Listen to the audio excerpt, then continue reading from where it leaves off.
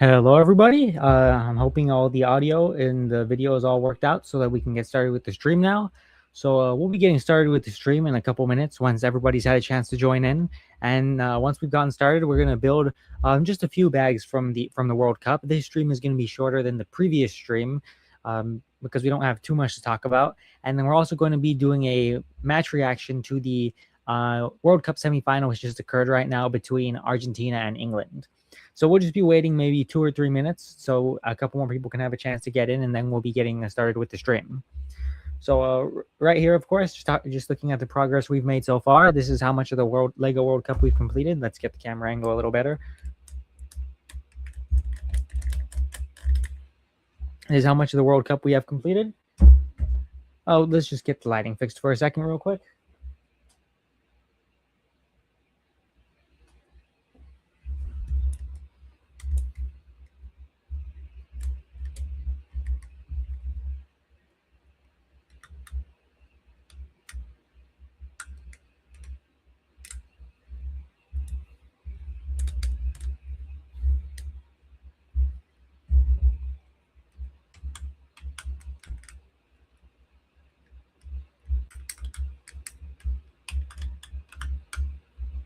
Well, unfortunately, that'll have to do for now, and we'll adjust it later if we need to. But we're almost about halfway done with the World Cup so far, and then we just have about 10 more bags to go.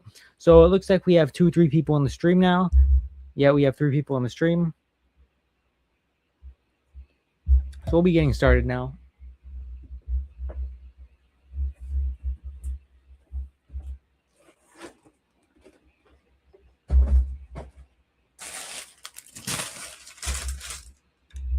See who we have here.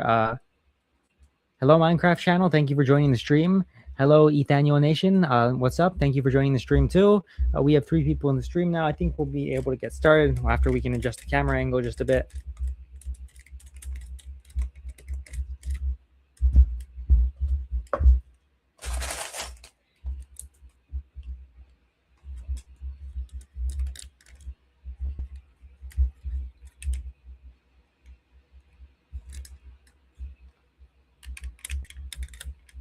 Bit of a technical difficulty to work out, then we'll get started.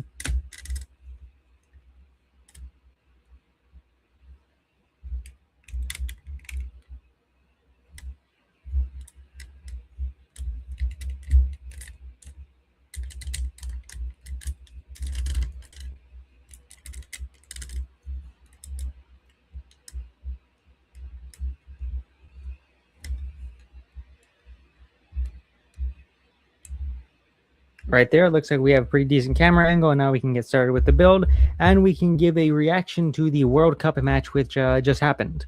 So let's get started with the build first so we can build as we talk.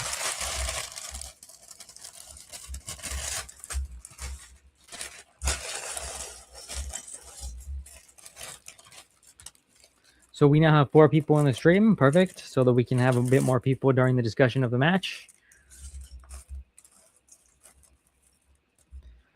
So as you can tell, we have another comment coming in. How many bags do you have left in the set? We finished 10 bags so far, and we have 10 bags left to go. We're about exactly halfway done. And since some of the bags that are coming up are a bit smaller, we might actually be a little bit more than halfway done. So starting with the build now, and looking at the World Cup match which just happened between England and Argentina. Argentina defeated England 2-1, and probably definitely one of the most exciting games of the tournament so far. So getting started with the beginning of the match, it definitely didn't start as exciting as it might seem based off the scoreline of 2-1. In the first half was quite a tense affair, with neither team having too much of an advantage. It was even throughout the first half, and no one scored a goal or even had a shot on target. England might have had one half chance that the goalkeeper had to pick up, and then Argentina as well had one half chance that they had to that they could have scored on, but it wasn't too likely. So the first half, quite even affair, not too much going on. It definitely looks like it could be a cagey match that would potentially go to extra time or even penalties. And then the game sprung to life in the second half. One other thing to mention as well, of course, about the refereeing. There's definitely always going to be people complaining about the refereeing. However, I'd say for this match, it was quite fair for the most part. In the first half, there was maybe one yellow that the Argentinian player Giuliano Simeone maybe should have gotten, but other than that, there wasn't too much controversy, I'd say, on the refereeing decisions and anything that VAR had to do during the match. So I guess we should probably go back a little bit as well, just to take a look at Argentina's lineups before we go any further. So for the lineups for the match, England started pretty much their normal lineup, all their first choice players: Jordan Pickford, Reece James, John Stones, Mark Gehi, Jed Spence, Declan Rice, Elliot Anderson, Jude Bellingham, Morgan Rogers, and Jed Spence were the two players who it was interesting that they started. It was definitely different from England's normal lineup. But otherwise, they had just their first choice lineup. For Argentina, it was about their expected team that I predicted yesterday, with the only difference being Giuliano Simeone got a call-up for the lineup, which I thought was a bit surprising considering that he hasn't started any matches for them so far in the knockout stages of the World Cup. In fact, I'm pretty sure he's only had a few minutes in the knockout stages, if any at all. So it was definitely surprising to see him start.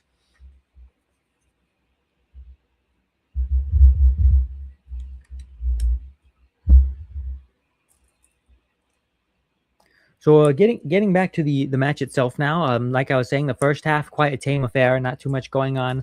Of course, I wouldn't say it was a tame affair. Actually, that's a completely incorrect statement. It was a very cagey match. Nobody got any shots, but all Argentinian and English players were definitely at each other's throats. As I mentioned, I think I mentioned in the analysis during the live stream yesterday, Argentina and England have a geopolitical history between the two nations due to a war that happened between them in the 1980s. We won't go into that at all here because obviously it's just a Lego channel and we're just talking about football, but it definitely fuels the intensity of the rivalry between those two nations, which is why this match was quite intense from the offset.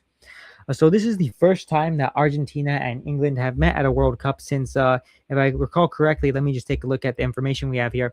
This is the first time that they've met at all since 2005, and the first time they've met at a World Cup since 2002. Argentina and England, previously before this match, have had 5 meetings at the World Cup. They played against each other at the 1962 World Cup, at the 1966 World Cup, the 1986 World Cup, and the 1998 World Cup, and then the 2002 World Cup. Their first 2 meetings in 1962 and 1966 were not quite contentious at all, just normal matches between the two, both victories for England. The first match, which of course happened after they had begun their fierce rivalry because of the Falklands War, was the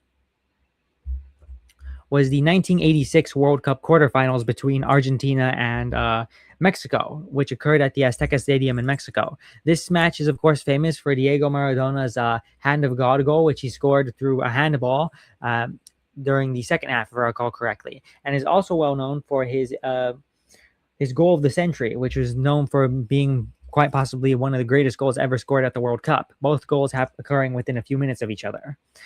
Which that was the first match where the Argentinian and English national teams had an intense rivalry, and it's definitely persisted since then.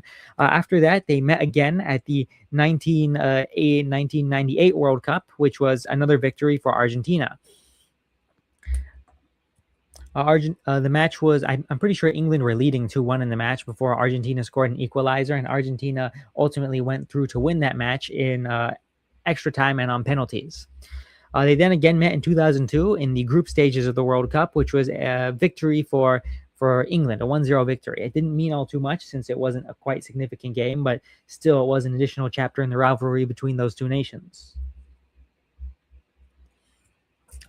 After that, they met in a friendly in 2005, and then this 2026 World Cup semifinal is the first time they've met since then in 21 years. We have a new comment coming in. What grade would you give both teams from the match today? So Argentina, they definitely, for portions of the match in the beginning, weren't up to snuff. So, but then once it came to the second half, when it was really important, they definitely gave it their all. And as from the result, a 2-1 win, they turned it completely around. I'd give Argentina a solid B plus. I wouldn't give them an A because that would require them to have been performing throughout the entire match, but definitely a B plus for showing up when it was important and for playing quite well.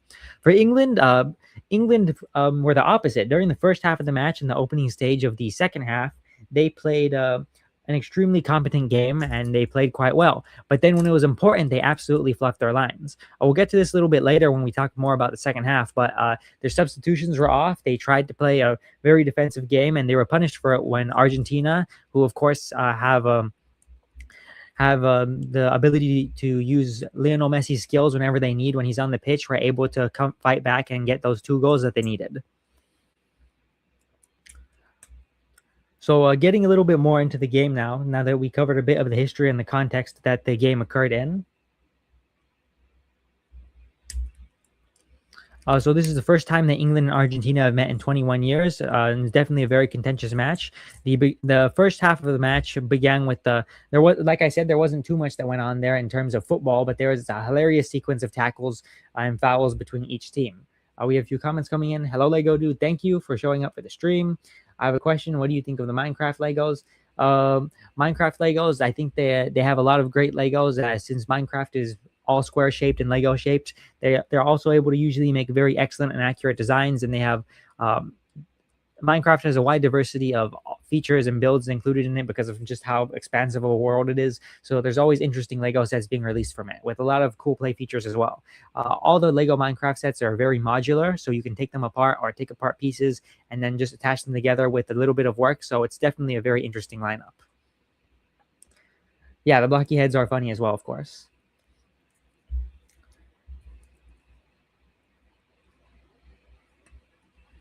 Getting back to the match, where were we? There's a hilarious sequence of tackles between both teams in the first half.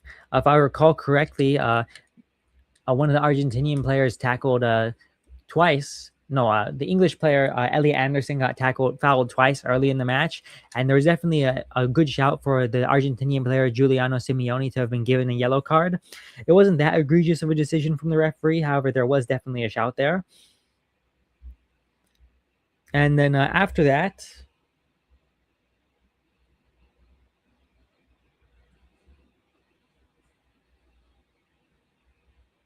just one moment here. It seems we might have forgotten a piece.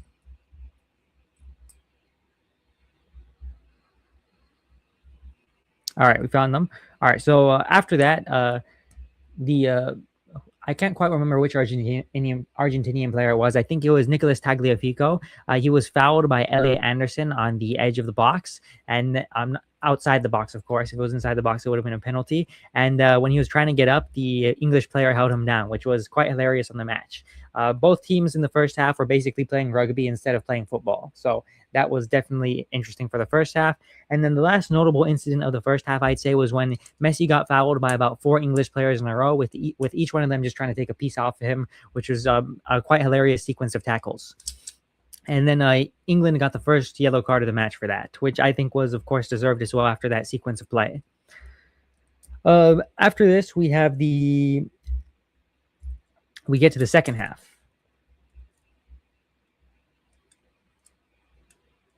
That's right. Let's just make sure there's no errors here with the build.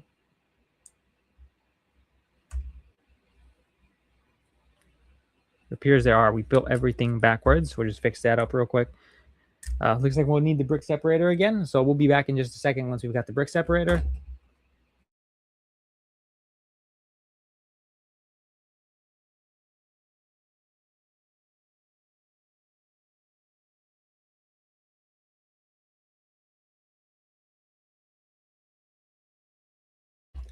We're now back with the brick separator, of course, which is always a very trusty tool to have on hand whenever building big sets. In fact, I think I mentioned the brick separator so much in the previous... it's unfortunate. I think I mentioned the brick separator so much in the previous live stream that YouTube automatically linked affiliate links in my live stream for places where you can buy brick separators, which is of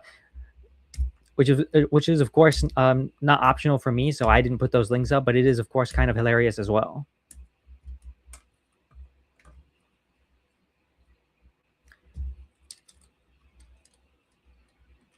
So it does in fact look like we've been building everything backwards.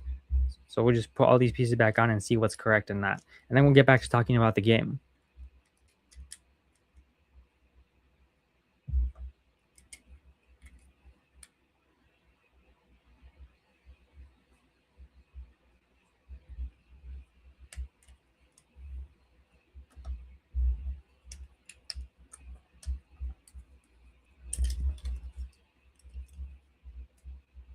So we have another comment coming in here.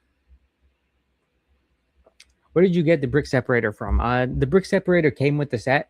Of course, so for very big Lego sets, Lego is usually kind enough to at the very least include a brick separator for you to use when building. So that is very nice of them, I guess, to include it. Even though the sets are usually overpriced, at the very least they do include the brick separators. So for smaller sets, though, it's always nice to have a brick separator on hand. I think you can purchase them usually through, for example, Walmart or Amazon or any other big marketplaces, or you could probably find them locally at a privately owned or small business Lego store as well. They are quite abundant, so it's not too hard to get your hands on them.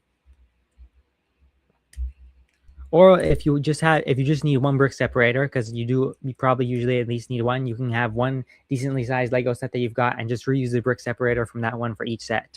Thankfully for us here, we have one included with the World Cup, so that wasn't needed.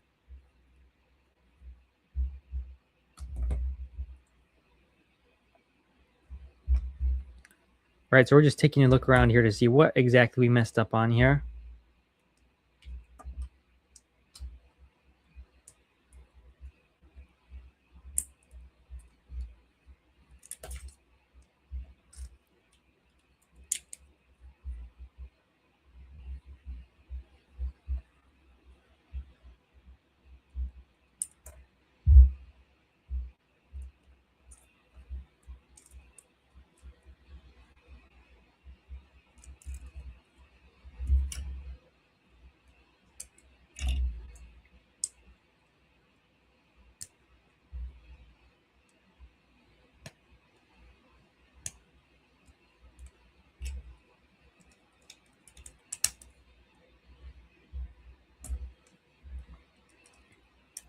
Right, I think we've got this just about worked out, so we can head back to talking about the match.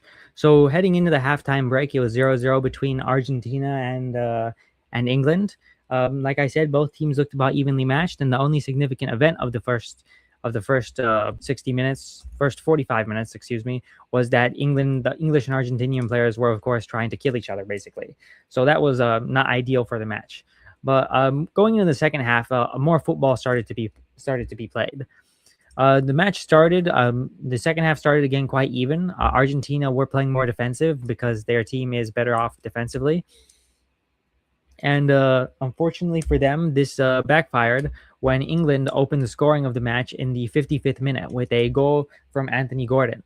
I can't quite remember who crossed it in, but England counterattacked off one of Argentina's first offensive positions of the game, and were able to get a cross in from, I believe it was Jed Spence, who caught the Argentinian right back, Nahuel Molina sleeping, and then Anthony Gordon was able to just about bundle it in on the far post. So with that, England went up 1-0.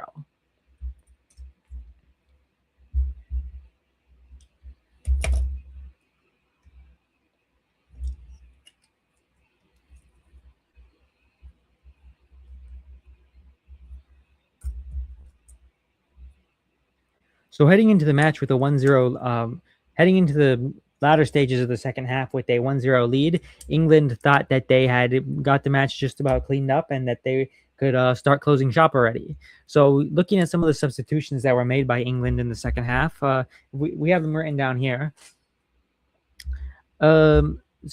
So the first substitution of the match was Argentina subbing on Nico Gonzalez for Leandro Paredes. This at the time looked like a poor substitution due to Paredes being one of Argentina's best players so far in the match. However, in hindsight, it definitely was a masterstroke from Argentina's manager. So after Nico Gonzalez was substituted on for Argentina, England made a few substitutions of their own. So England substituted on, let's see here, they substituted on the center back Ezri Konsa for their offensive player Anthony Gordon, who had been the goal scorer. So England's tactics so far this World Cup have generally bordered along the lines of score a goal and then start substituting on defenders to pack players into the box and defend against the opposition. So with Konsa on the pitch, England had a total of 3 center backs, which isn't too out of the usual, but it was quite clear that their preferred tactic from then on was going to be to purely defend,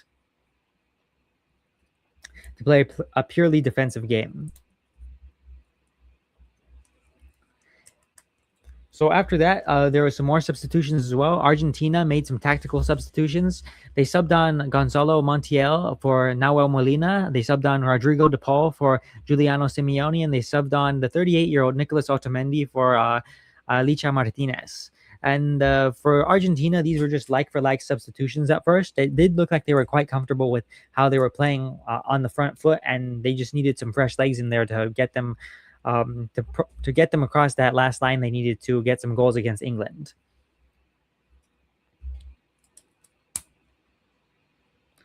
England, in response to these substitutions, just a couple minutes later, made their substitutions of their own, subbing on Nico O'Reilly for Declan Rice and Dan Burn for Reece James. These were both big defensive substitutions from England, with Dan Burn in particular being a center back for England, who is 6'8" tall. So he's basically their tallest defender. And the idea for England was to just pack their own box with defensive players and defend as much as they could in the closing 20 minutes of the match. So we have a comment coming in before we go any further. Good to see you back in action with the World Cup build-out. Thank you. I appreciate it very much, and thanks for tuning into the stream. Let's see. I think that England messed up when they started playing more defensively. Should have stayed on attack mode like Argentina. I think that ultimately decided this match. What do you think? I definitely agree with that sentiment. As we were just discussing, England changed their tactics in the last 20 minutes of their match to sub on 2 center backs, which was quite insane because that had them up to a total of, if we count correctly, they had 3 fullbacks and 4 center backs on the pitch. So they had 6 or 7 defensive players on the pitch. And their strategy was basically just to pack all their players into the box and defend to the very end. They used this strategy versus Norway in their quarterfinal match, and versus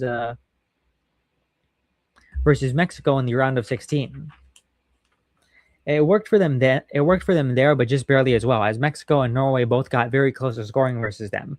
Norway and Mexico, unfortunately, though, just weren't quite up to the same quality as Argentina, so they weren't able to do anything, unfortunately, versus England's resolute defense. Argentina, on the other hand, have a lot of excellent players, and among them, of course, probably one of the top players, if not the top player of the modern era, with Lionel Messi, who's always able to put in a performance, and just giving him one moment in behind is definitely going to be enough for Argentina to pull something out, which happened in 2 instances in this match.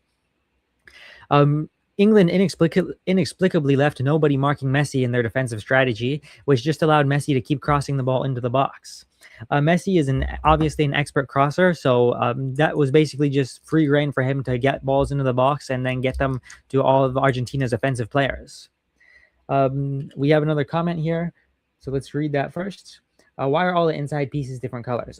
That's definitely a good question. So there's 2 separate reasons why the pieces inside the World Cup, and for most sets actually, are different from the pieces outside.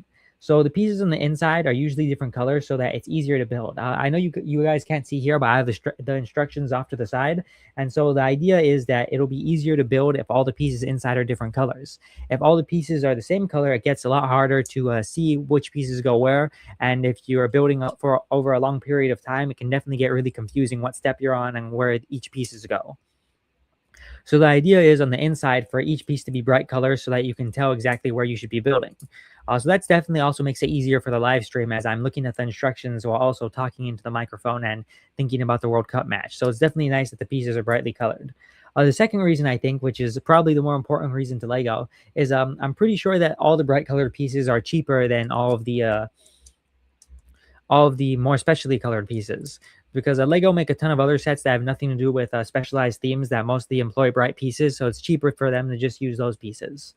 So those are the 2 main reasons why they have mostly multicolored pieces on the inside of sets. One more comment. What do you think about Mega Blocks?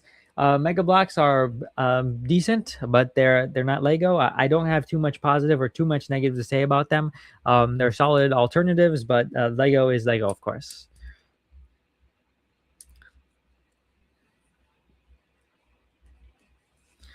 So getting back to the match now, as I was just mentioning, England switched to a very defensive posturing with four center backs on the pitch and two or three fullbacks as well. So seven defensive players in total.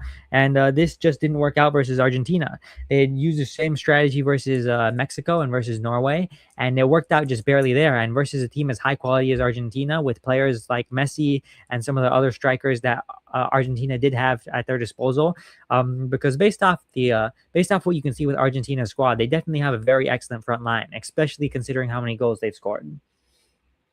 So they Argentina have Lautaro Martinez, who is a top tier striker. They have Julian Alvarez, who is an excellent winger, and then of course they have Messi, who is their star player. So Argentina having subbed on Lautaro Martinez in the last few minutes of the match and having Messi whipping crosses into the box to get to the Argentinian players just kept basically pummeling away at England's defense for over the last 20 minutes of the match. England had some close calls with some heroic saves from their goalkeeper, Jordan Pickford, and definitely he's probably the only player from this match who can definitely go home and think that he did a good job here, because he kept a lot of Argentina's chances out. And of course, as well, England's other best player of the match was the post of the goalpost, as it deflected several Argentinian shots. This could only go on for so long, of course, though, with Argentina finally breaking the deadlock in the 85th minute with a long range shot from just outside the box by the Argentinian midfielder who plays for Chelsea, Enzo Fernandez. It was a very well taken shot with him scoring from just outside the box, and definitely one of the better goals of the tournament so far. With that, Argentina were level 1-1, and they weren't stopping as well. They were in the ascendancy for the entire latter portion of the match, and they were going to continue with that with more attacking plays throughout.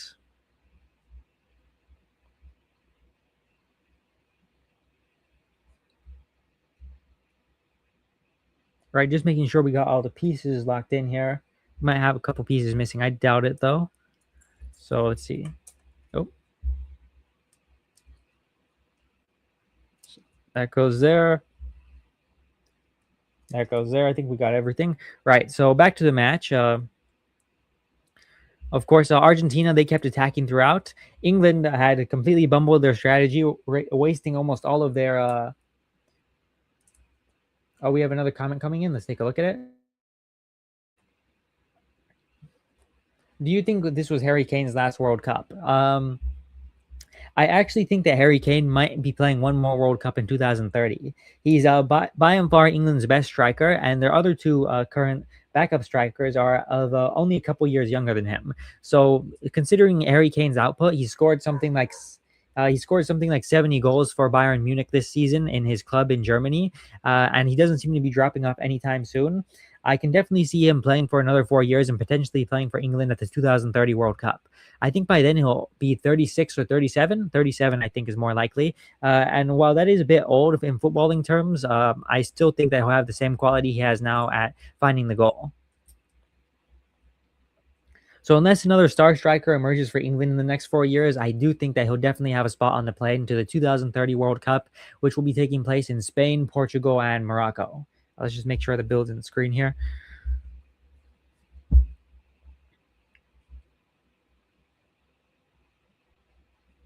So getting back to the match as well, Argentina just kept hounding away England. England's tactical mistake wasn't only that they had subbed on so many defensive players, it was also that they had...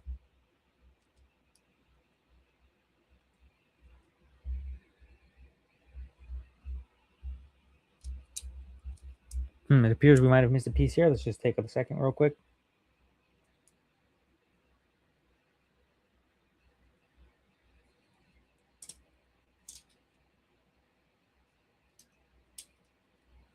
Right, got that fixed. England's other tactical mistake was that they had wasted almost all their substitutions on attacking players. So on defensive players, I mean. So Argentina just kept attacking away at England. England, even though they were at 1-1 now, even with Argentina, their plan was still to basically just defend. It looked like by that point, England had given up on just holding on to things and were just hoping to drag it to extra time and then to potentially penalties.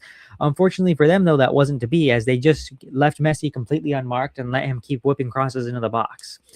They were able to defend some of these. They had some close calls. The ball hit the post a couple times. Their goalkeeper, Jordan Pickford, made some excellent saves, but it just wasn't enough for them as Messi finally got a good cross into the box, which was able to be headed home by Lautaro Martinez of the Argentinian front line. With that, Argentina were leading 2-1 in the 90 plus second minute with only so onto the match 9 minutes of added time were added so that they could make up for all the time that was spent with all the players rolling around and for the hydration break. And so Argentina scored in the 90 plus second minute of added time, and there was only 7 minutes left for England to try and do something. So as I was mentioning earlier, England's main blunder here was that they had wasted almost all their substitutions on defensive players, which meant they were only able to make 2 substitutions to try to chase a goal in the last 7 minutes of the match. So if I'm reading out these substitutions correctly right here, they were able to substitute on, let's take a look here. They substituted on their striker, Ivan Toney, who up to now hadn't played a single minute at the match at the World Cup, for their center back, John Stones, and then they substituted on Marcus Rashford for Jed Spence. They did this with only about 2 minutes remaining, though, so it was pretty much a futile effort for England. Argentina were just kept attacking even when England subbed on these players, and for the last few seconds, they were happy to just soak up some of the pressure that England were putting on them, because and at the end of the day, England weren't really doing much with the players they had subbed on. They had made too many defensive substitutions, and their attack looked disjointed, and basically their entire organization had been broken, and they definitely didn't do all that much with the remaining couple minutes they had to try to salvage something.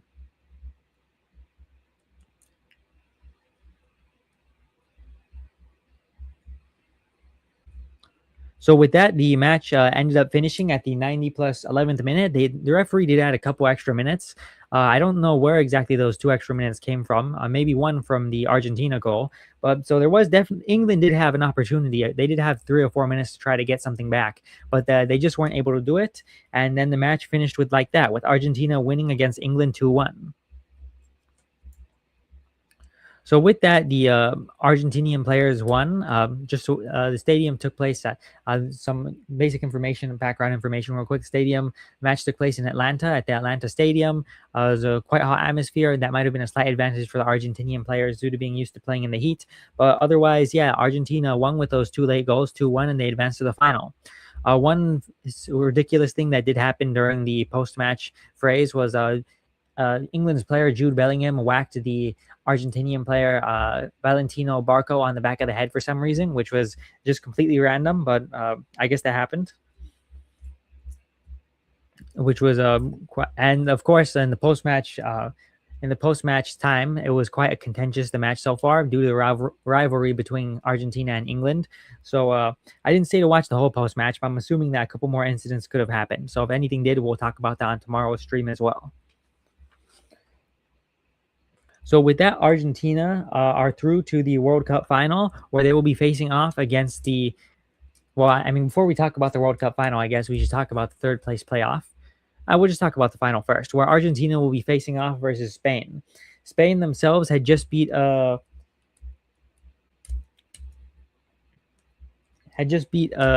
France yesterday, and what was basically a walkover for them. They didn't even have an issue beating France in a 2-0 result, and we're awaiting whoever won here for the World Cup final.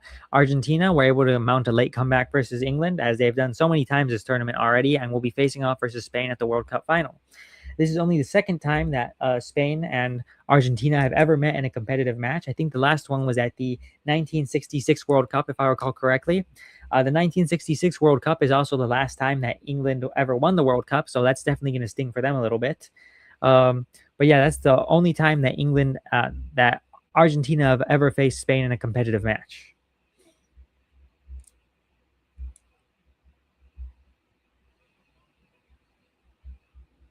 So it looks like we may have made a bit of an error here. This piece is not supposed to be there.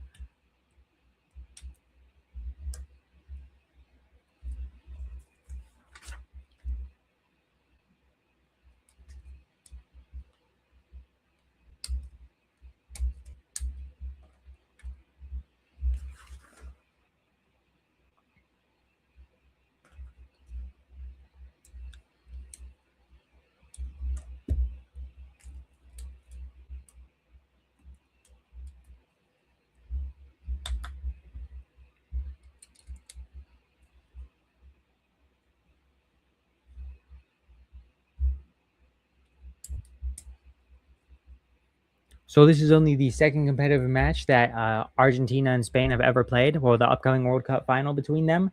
And this is the first time that they've met at the World Cup final, of course. This is the seventh World Cup final that Argentina has ever been to. So far, they have a perfectly even win rate at the World Cup final with 3 wins and 3 losses, and this one is their seventh. This is Spain's second World Cup final that they've been to, and they have a 100% win rate because they won the first one in 2010 versus the Netherlands.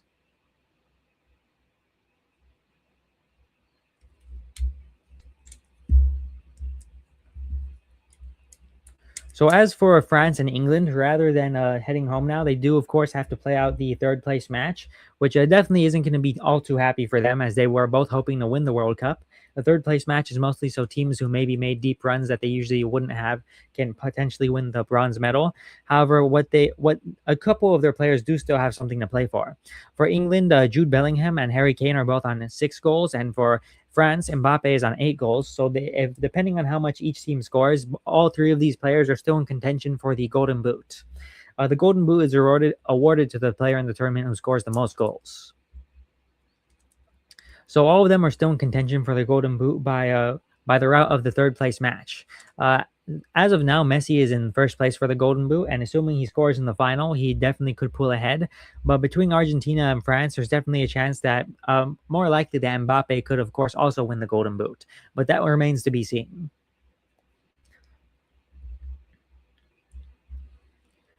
So speaking a bit more about the third place match then, I'm pretty sure France and England are probably both going to decide to, for the most part, field B teams of their players who they haven't given a chance so far in the tournament.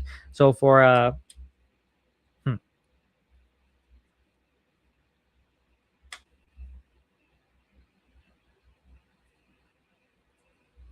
there we are. So for Argentina, no, not for Argentina, for Spain, we should expect to see some of their bench players play. No, not for Spain. That's another wrong country. For France, we should expect to see some of their bench players play. I think, what is it? Marcus Thuram will probably get a few minutes. He's barely been given like 5-10 minutes at the World Cup so far. He'll probably play a little bit.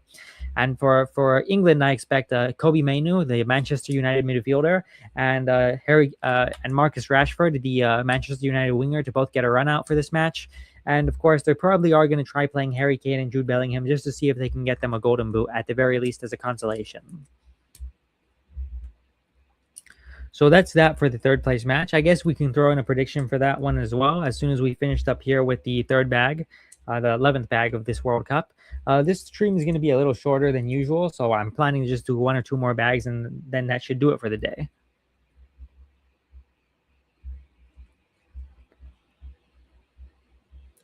All right, this is what we have so far. Let's put the next panel on.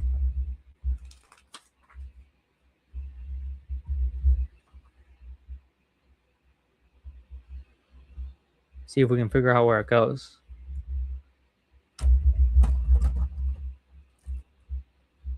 And we now have the next panel completed of the World Cup. It's looking good so far. Now we'll do the next bag.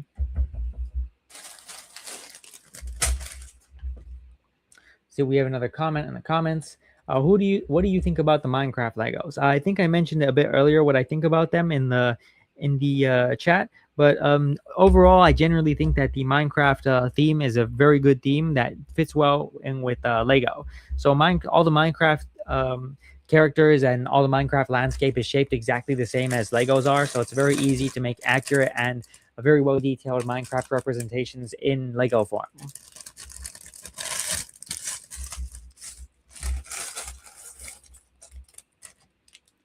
So Minecraft as well gets a lot of love from Lego. They release a lot of sets based off Minecraft, and due to the diversity of environments in Minecraft and all types of other Minecraft media, they're always releasing a lot of interesting stuff. I think not that long ago they released like a buildable pig farm or something, a buildable fox. They've released some of the environments which are extremely modular and have a lot of playability with them, which is definitely another upside of Minecraft sets. They're usually quite modular, so you can take them apart and put them together with other sets, and they always have a ton of play features included, which is definitely an excellent feature for them to have, considering that they're targeted towards kids. So looking at the third place match now between France and England, I guess I should be making a prediction for it. Of course, anybody in the comments who has your predictions for the France versus England match, make sure to leave them there. But my prediction for France versus England, I think that France are going to win that match 2-1. Actually, in fact, I think, yeah, 2-1. We'll go for a 2-1 win for France. So both teams from the tournament are obviously going to be disappointed because they were both expecting to end up in the final or to do a lot better than they did, especially France, who thought that they would win it probably, and then England as well, who are definitely going to be disappointed with their performance. So I don't think that there'll be. I do think that both teams will kind of be phoning in the third place match. However, the players who I do think is going to be wanting to compete is Mbappe, so that he can compete for the Golden Boot still, and then probably Harry Kane or Jude Bellingham for England are going to be wanting to get the Golden Boot as well, at the very least. So how I think the match is going to go is that France will score first through a goal from Mbappe. France will score again, and let's say in the first half, France will score again in the second half with a goal from Dembele, and then England will get a consolation goal at the end with a goal from Jude Bellingham. Now, for the Golden Boot race, where this would put us with the two English players would be completely eliminated. Jude Bellingham would be on 7 goals, which is 1 behind Messi and 2 behind Mbappe if he scores it during this match. So he'd be eliminated from the Golden Boot race. And then Mbappe would be in the lead for the Golden Boot race with 9 goals at this World Cup. What that would... Oh, that piece went flying. We'll be back in a second.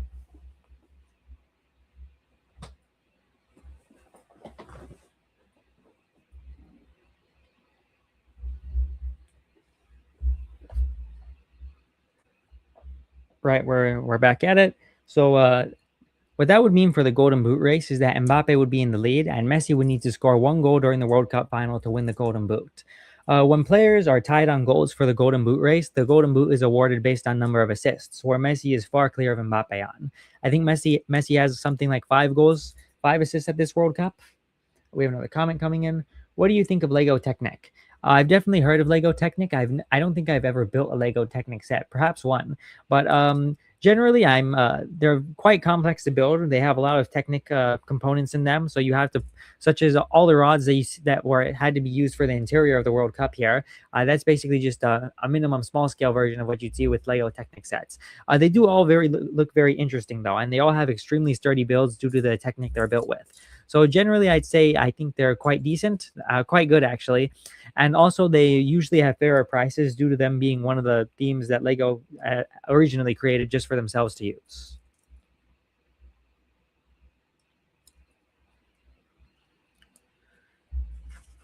So looking back at the match now, like I was saying, I do think France are just about going to be able to get that third place, and England are again going to go home to from the World Cup in 4th place for 2 times in the past 3 World Cups. In the 2018 World Cup, England lost to Croatia in the semifinal. Before then, losing to Belgium in the 3rd place match, finishing 4th. Another interesting fact that England fans are definitely not going to like: England are the only team in the 21st century to score first in a semifinal and then still go out, to doing it twice. In 2018, when they scored first versus Croatia and lost, and then doing it just today when they scored first versus Argentina and still lost. So that's definitely going to be a very disappointing statistic for England fans. But yeah, for the 3rd place match, I think France are gonna just about pull it through. They'll both be phoning it in, of course, but I think France are gonna want it a little more, and that's how I see the match going there. 2-1. Goals from Mbappe and Dembele for France, and 1 from England from Bellingham. As for England as well, for all we know, they could be sacking their manager sometime soon. A lot of the goings on with the England national team are quite insane. With the media, they're definitely seeming to enjoy England losing or enjoy spreading negativity for the national team when they win. So that'll definitely be very interesting, I guess we could say. And with the manager, Thomas Tuchel, he's done well for England as of so far. However, the performance that he put in with the tactics he used for the World Cup semifinal could definitely be what you would consider a disaster class. As of so far in the World Cup, his tactics have worked out just about fine, and England have definitely escaped a few scares. Thomas Tuchel is usually rated as being one of the best managers of the modern era, and he definitely helped England get to the semifinal again here. And that's definitely quite an accomplishment considering some of the teams that they faced. However, they're definitely going to be disappointed they didn't get past the semifinals and be disappointed that they lost in such a ridiculous fashion, I guess you could say. Tuchel is definitely going to be criticized for the extremely defensive tactics that he switched to near the end of the match. And the only criticism I've had of the only rebuttal I've had of those criticisms, though, is that if England had been able to hold out, then it would have been regarded as a masterclass. Otherwise, though, I do think it is generally fair, the criticism of Tuchel, that he shouldn't have been so defensive the whole tournament, because that was a fallback tactic of his, I guess we could say, where as soon as England would score or go ahead, they'd close up shop and just try to defend. We have another comment here. Didn't Lego make a Ben 10 Bionicle piece looking set, but that went horrible and so it didn't sell a lot? Yes, they made a couple Bionicle sets that looked like they were from Ben 10. Yeah, they had a visual similarity and they didn't sell that well, so they didn't continue with them.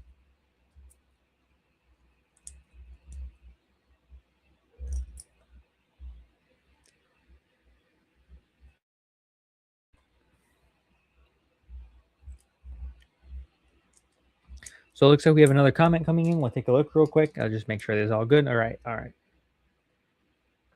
Now with the final match set, which team do you think has a better overall game and comes out on top?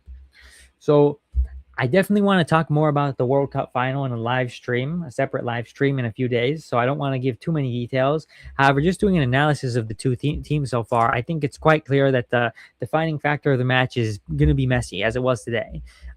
Messi didn't have too good of a game today until he got his assists, and at that point, he had an excellent game.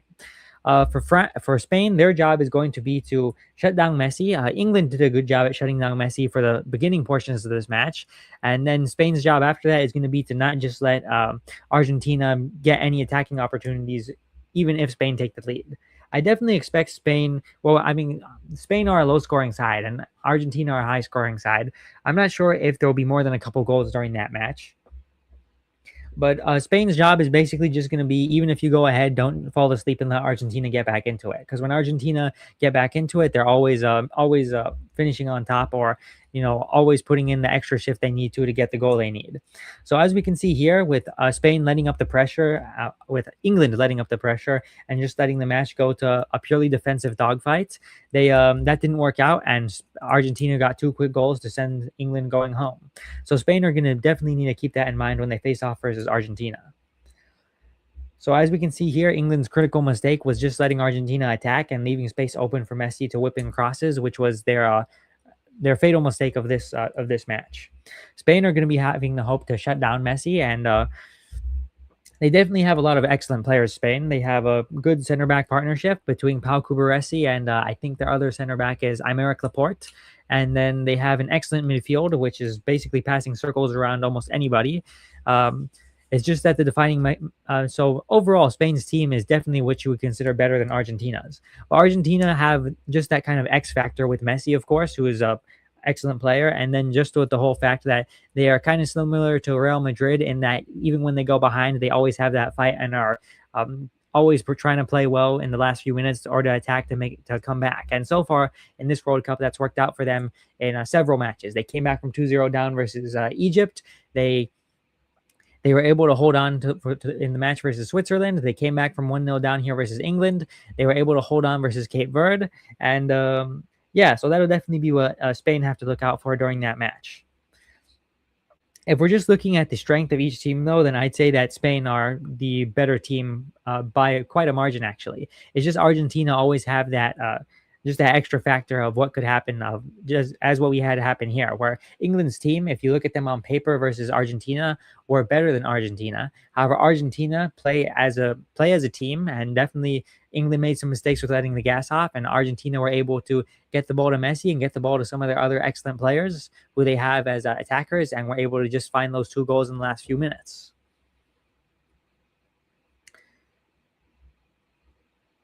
So as England were favorites for this match going into it, I think Spain are definitely also going to be favorites in that match.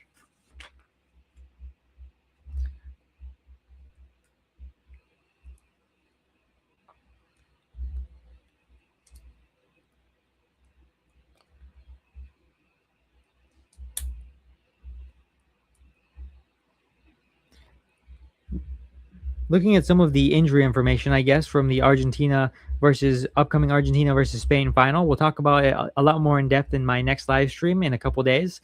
But I don't think either team has too many players injured, if any.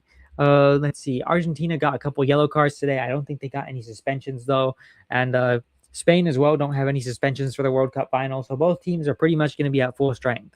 I think that who is it? Nico Williams for Spain is carrying a bit of a knock, so he might not be available for them. But other than that, both teams are going to be playing at full strength.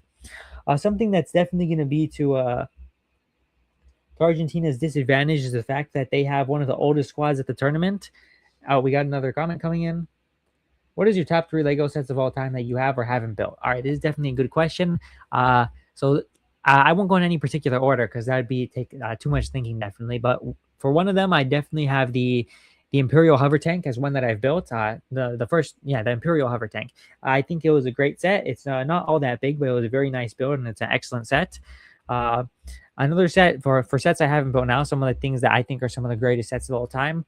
I think Lego did great work with the Master Builder series, Mos Eisley Cantina. It represented the Mos Eisley Cantina extremely well, with all the rooms being detailed, including basically all the scenes you can imagine from the opening of A New Hope, with all kinds of background characters as well, who they're definitely never going to be making again in Lego. So I think that was an excellent use of the Master Builder series slot to make an amazing set. And then one other set. Let's go with something other than Lego Star Wars. I think that, let me think of another great set. There's definitely a ton of great sets that Lego have made, and I'm probably going to be missing some now. But if we're looking at, let's say, Indiana Jones, for example, I think Lego did a great job with the Temple of the Lost Idol. I haven't built that one either, of course. It's a pretty big, expensive set. However, I think they did a great job with designing it, with designing all the rooms, including some features, and representing the entire scene well, with Indiana Jones entering, being run over by the boulder, and lifting the small golden idol and replacing it with a bag of sand at the end. So those are three of the top Lego sets, I'd say. There's definitely a bunch of Lego sets that I missed, but yeah, I think I'm happy with that list.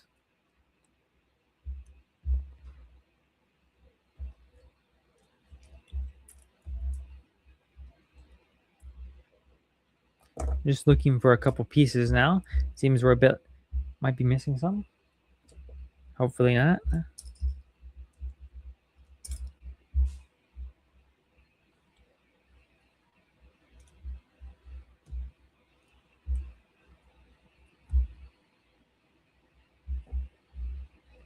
It appears like there might even be a piece inaccuracy here, because this piece is not supposed to be included, because all the pieces are supposed to be in the other direction. So this might actually be an incorrect piece which is included, which hardly ever happens. That's actually really interesting, because this piece isn't listed as anywhere as being inside this particular bag. So that's actually pretty interesting. This piece is that's interesting. Let's see if we have any extra pieces that can replace it. We have another comment coming in. It seems it'll be coming home next time. Perhaps. Of course, England are always optimistic about it coming home, and it's definitely come close a couple of times in the past few years. In 2018, when they reached the semifinals before being knocked out by Croatia, which was definitely a shock since England had considered themselves favorites. And then here again versus Argentina, England were slight favorites and would have been hoping to make it through. And they were so very close, but unfortunately for them, they fell at the final hurdle. Just as England first won the World Cup in 1966, I think the best opportunity they'll have to ever win a World Cup again in the future will be if they host it at home. At home in England, with the kind of atmosphere that England will have in all the fans, with all the fans in England, Wembley Stadium and some of the other stadiums, I think they definitely have a shot at winning it, especially if they continue having excellent football teams. Unfortunately, though, they're definitely not going to be hosting it for at least the next 12 years, so who knows when that'll happen. I think, of course, though, England's continued generation of players is very excellent, and they'll definitely be another favorite in the 2030 World Cup, so we'll see how they do there. So let's just get these two panels onto the World Cup now. Let's push it back so it doesn't get lost. Let's see. How are we putting this on? Right, I think these are meant to go up here. Let's try to get that in the camera. Right. So that goes there. And then if we flip around to the other side, I think this is meant to go in the same spot, perhaps.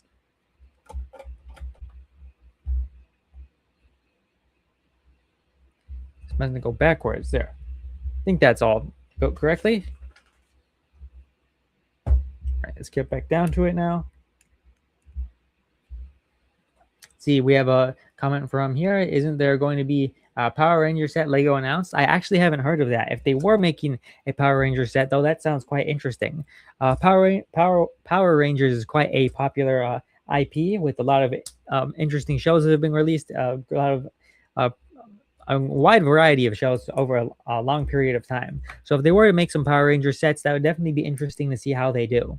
I think they do pretty decently, but I'm not sure if they do well enough for them to continue the theme. So let's see there about if there's any Power Ranger sets. Definitely be interesting to see if they make them and how many they make if they do make Power Rangers Legos.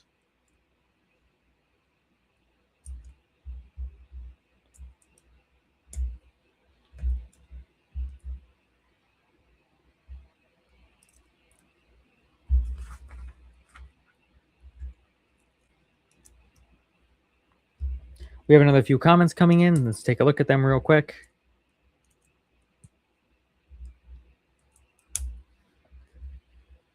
See, thank you for attending the stream.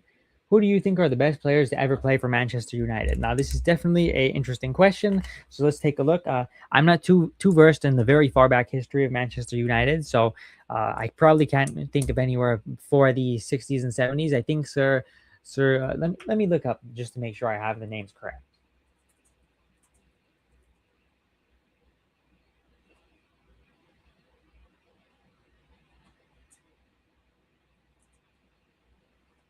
Right. So, the farthest back I can go for excellent players from Manchester United's history, some of their best is Sir Bobby Charlton from the very long time ago. I can't quite remember actually. Some of the oldest, best, some of the most long time ago best players who I've never seen play, but I could think are probably some of the best based off reputation and how many goals they've scored.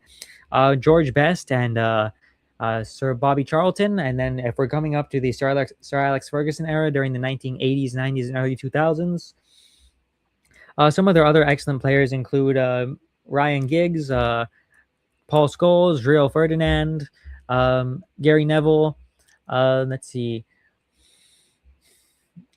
They had some other great utility players like Nicky Butt and John O'Shea. Let's go a little further. I'm definitely missing. Oh, of course, they had Dwight York and Andy Cole, Teddy Sheringham, all excellent strikers. And then they had an excellent generation of two excellent goalkeepers in succession with Peter Schmeichel and with Edwin van der Sar.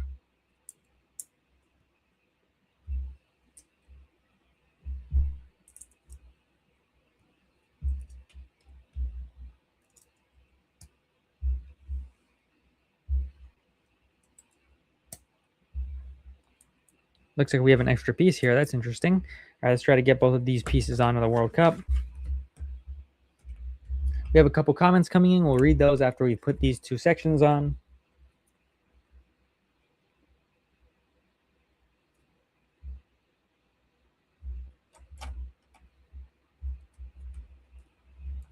All right, looks like that's been handled successfully. And that's been handled successfully. So we'll build one more bag today, and then we'll call it for the stream since this is just a short match reaction.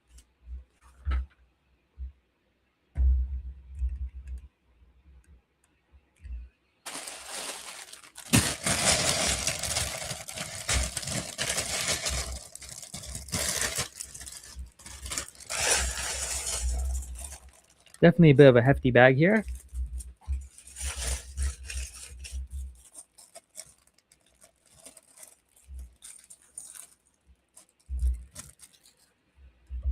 Make sure we have all the build and the screen viewing. There, we can get started now. And let's read the next comment up over. See, next comment up. Do you have any Lego football stadium sets? They look pretty cool, but they are retired sets, aren't they? Yes, they do all look very amazing, excellent. Like the Camp Nou, the Old Trafford. I think they've made a couple others. I'm not sure if they made the Santiago Bernabeu yet, but all of them look amazing. Unfortunately, I don't have any. They're all quite expensive sets, of course, and they're also just not quite worth it, I'd say, compared to Star Wars sets, considering that my channel is mainly Star Wars based. But yeah, they definitely all look like great sets. And I think for the most part, they're all retired. Lego usually try to have one new one around at some point, so hopefully they'll be making some new stadium sometime soon. It would definitely be interesting if they made a version, a copy of made a model of Wembley Stadium, the largest stadium in England. That would definitely be interesting to see.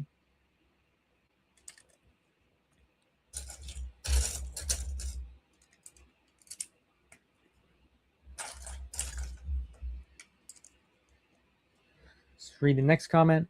Actually, your prediction wasn't that far off because it really seemed like a low scoring match and almost went to extra time. It's just England parked the bus way too early and lacked Arsenal's mastery. Yes, actually, I was thinking my prediction was going to be quite far off at in the first half, at the beginning of the second half, with England 1-0 up. But then England just decided to park the bus without having the park the bus mastery of Arsenal.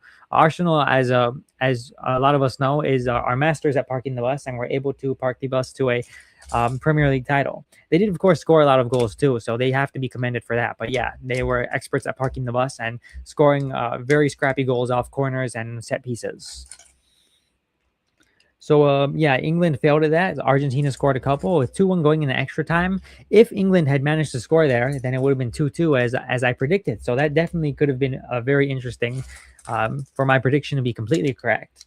In any case, though, England didn't score. It was 2-1. My prediction of it being a bit higher scoring was correct. So I'm happy to see that, though. But yeah, the prediction was the outcome at the end was correct, though, with Argentina winning the match.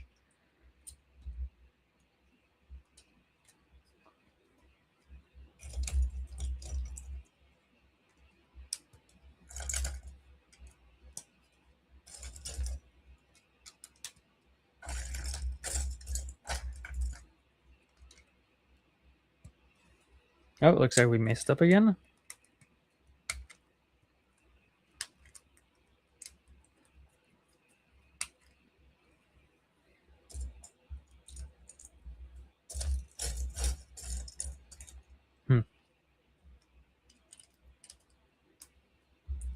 Right. It looks like this is going to be the base that goes on top to hold the globe of the World Cup. So it'll be interesting when we get to that on the next stream.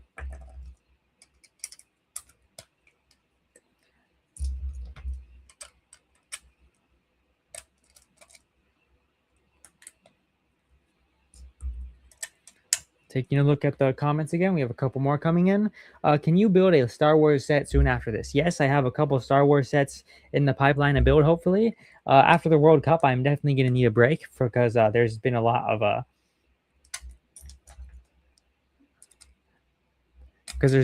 building going on, as we can see here. But I definitely do have another Lego Star Wars set hopefully to build within the next couple months. So it's hopefully going to look like. So next comment now.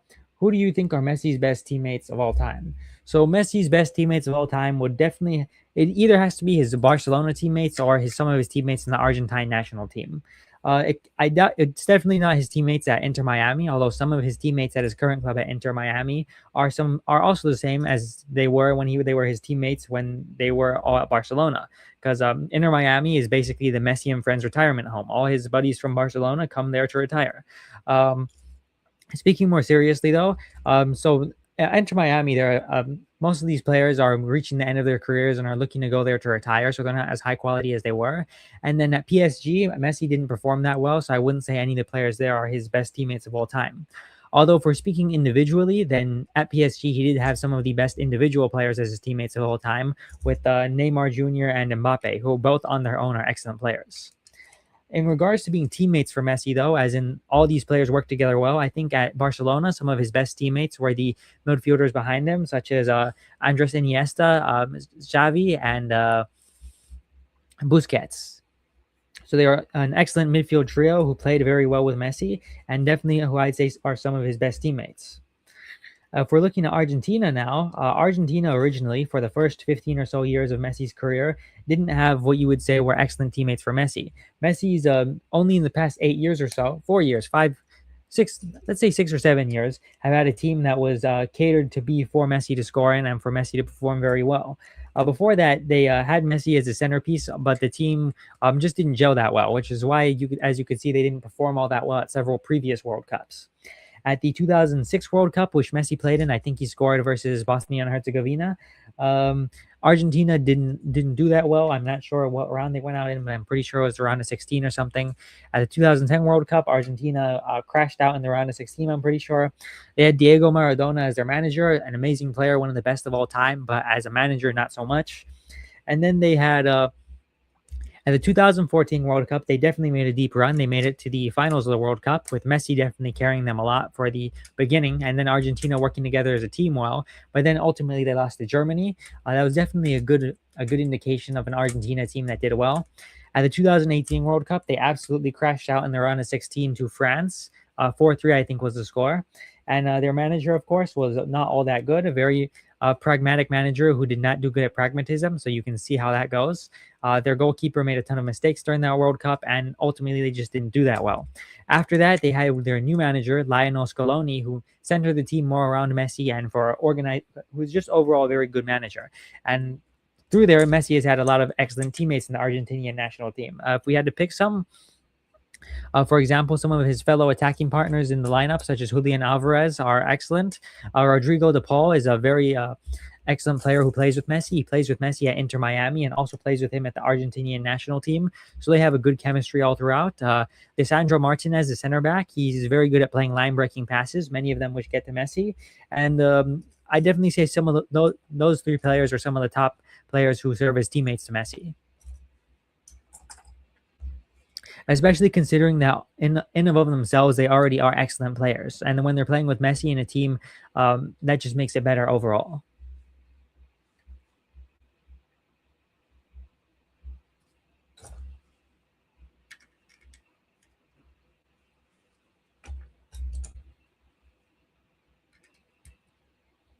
So let's see, no new comments yet coming in. So definitely, let's see, what do we have left here? A few more pieces to go. We did a quick preview of the World Cup third place match. We did a match reaction to that World Cup match between England and Argentina. Definitely a very exciting match. Uh, and then, of course, England absolutely caved in at the end, which was disappointing for the English, of course. They didn't look that bad, though. I expect that they'll be back at the next World Cup ready to go again. They should, of course, I think that England should be proud that they made it to the semifinals. This, let's see, they went ahead in the 55th minute. This is basically as close as they got into a World Cup final since 1966. So England did decently, I think, for what they are. Like I mentioned earlier, though, I think the only way they win a World Cup again at this point is if they host the World Cup, which won't be happening until at least, if we calculate the years correctly based on FIFA schedule, the earliest they can bid for the World Cup is perhaps in 2042. So that might not be happening for a long time.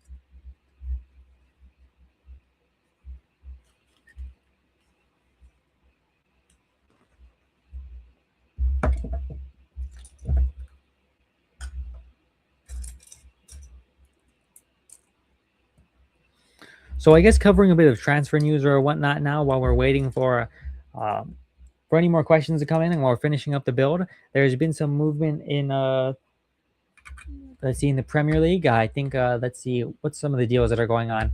Arsenal have been linked to the midfielder Bruno Guimaraes, who is looking to move to Newcastle. No, not to Newcastle, to Arsenal. That would be a good deal for Arsenal, of course. They just won the Premier League last season. They have a solid team, and they're going to be looking to build on that to potentially win back to back. Manchester City, with our absolutely spending a ton of money buying midfielders. They spent 150 million to buy Elliot Anderson and are looking to spend another 100 million to buy the Buadi, who plays for Lille, which is just an insane sequence of deals from them. Manchester United are currently linked to the French midfielder Manu Kone, who played for France at the World Cup. It'd be interesting to see how that deal goes if it goes through. Manchester United's deal for the Brazilian midfielder Ederson is off now after potential medical issues detected during his medical that he had to do with United's medical team. The deal is still potentially on later in the summer for a much smaller transfer fee, but as of now, Manchester United are not pursuing that deal.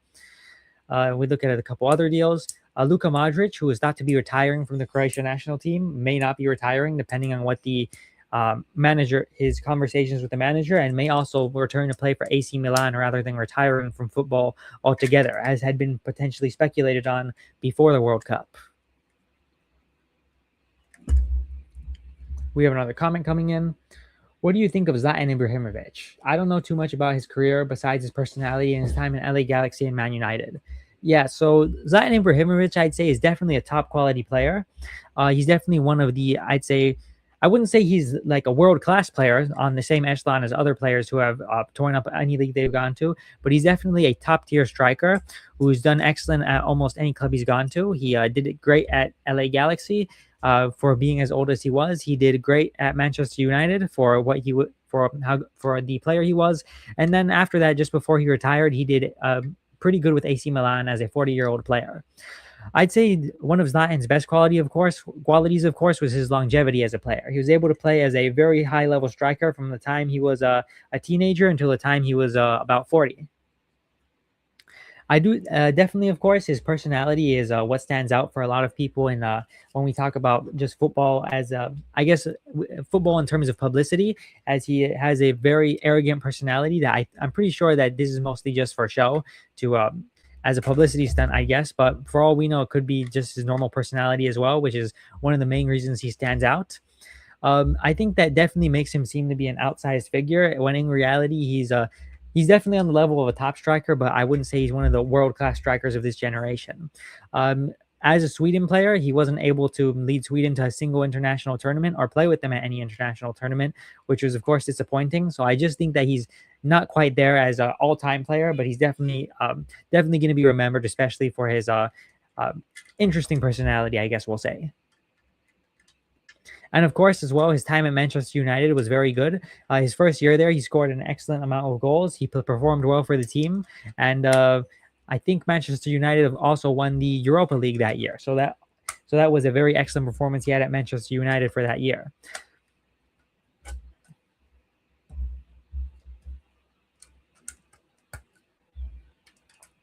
Well, it looks like we're going to be finishing up in a few minutes now. So if anybody has any last second questions to get in, then we'll answer them, and then we'll be ending the stream because we don't want to go on for too long today like last time, and we want to save some of the set so that we can build for the next stream.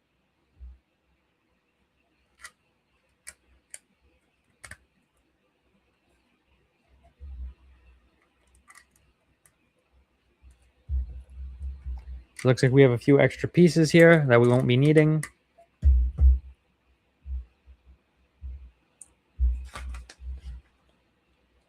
Just make sure everything is in place. Right.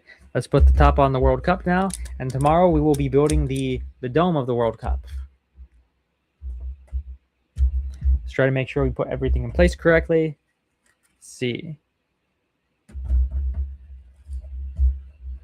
Right, and that's what we have so far for the World Cup.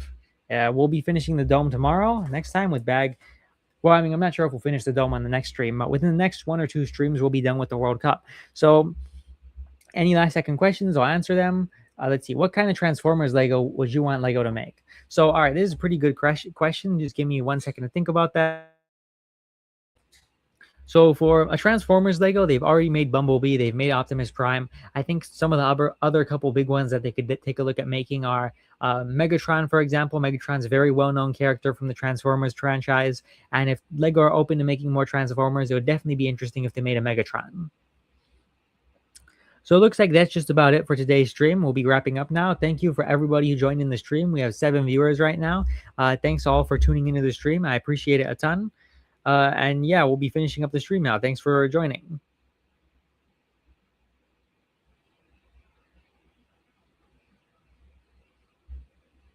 So one last comment here we have.